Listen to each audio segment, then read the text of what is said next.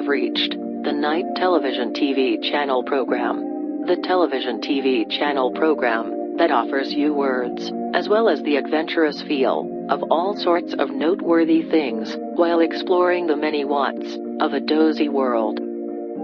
My name is host Highness, and I just had the strangest dream. I found myself gracefully floating down a street as a man was approaching from the opposite direction, carrying a photo of a dog. I saw that the street was narrowing in, and that there would only be enough space for one of us to pass, so I slid aside to clear his way. The man said, "Thank you," to which I answered, "You're most welcome." My guess is that I said this because I am, obviously, the humblest in the world. We then started conversing about the photo of his dog and its many prodigious features, which eventually led to him revealing the dog's name, Lara. It turned out the photo was a missing poster, because Lara had disappeared, and, according to the man, his camera had literally captured her. You see, the man believed his camera had actually stolen Lara. One day, he had taken a photo of her, but as the shutter clicked, she was gone. And now, the man had created a missing poster for Lara, using the very photo in which he claimed she was trapped, in his hopes to get her back. I guess there is a lot of good stuff to be said about cameras in general, but not if they capture things forever. But it seems like cameras actually do capture things forever, while at the same time, there is still a lot of good stuff to be said about them. I don't know about you prodigies and highbrows, but at the end of the day, it is stuff like this that keeps me up at night. Now, I will ask you to find a surface, a table for instance. I want you to knock on it with the knuckle of one finger, but before you start, I want you to really believe that the sound of the knock is gonna be very light. Now, knock. Now, I will ask you to knock again, but this time, you're gonna believe that the sound of the knock is gonna be very dark. Now, knock.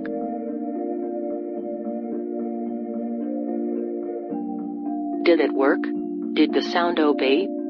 Studies show that exactly 50% of participants in this experiment find that the sound in fact does adjust to their expectation, and the other 50% find that the sound remains the same. Talk about a world in balance, huh?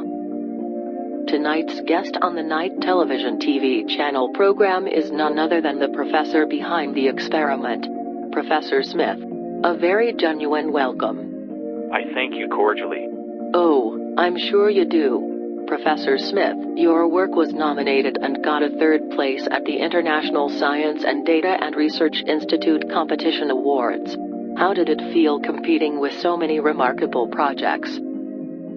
It was such an enticing event, and all the selected projects were, like you said, of remarkable quality. How prodigious. And how many projects were you in fact competing with? 2. 2? How many projects were selected? 3. Okay. So I guess my question is, how many projects were submitted in total? To my knowledge, 3. Just to be clear, how did your project make it to the International Science and Data and Research Institute Competition Awards? Was it scouted due to its prodigious nature by a committee? I submitted the research myself. However, it was a good investment. Professor Smith, forgive me for being silly, but it almost sounds like you paid a submission fee to a competition that in return gave you a guaranteed third place. Well, what is free, right? Okay, Professor Smith, let's dive into the goods, and forgive me for being so forthright, but this whole dealio of yours seems to be a real crowd divider. 50% hear it, 50% don't. What's the statistical significance? How many people have taken part in your experiment? At this very juncture, I have only conducted the aforesaid experiment on 2 participants. What? And, wait, what? Are you serious? 2 people? I acknowledge your skepticism, Stop, stop. Two people. Two people? Who were these two people? Your friends? 50% of the participants were people with whom I have an amicable relation. Yes.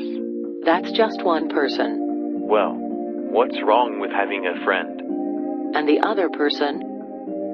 The other 50% of the participants were, or was, my plumber. Smith. Smith. That's a question. Oh. Smith. Yes. Your participation completely undermines my credibility as a host.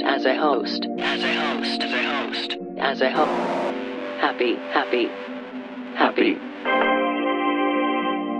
Tonight's episode is sponsored by the 24/7 Pizza Order live stream channel.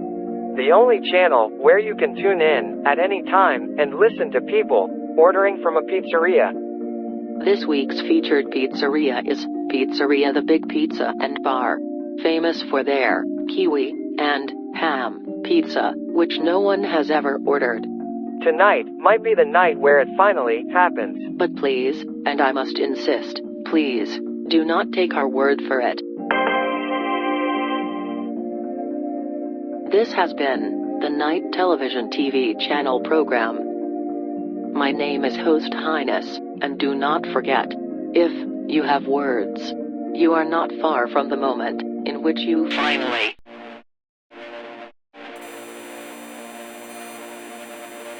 Steve, this keeps happening. I have no idea what's going on. Should I be worried? Steve, should I be worried?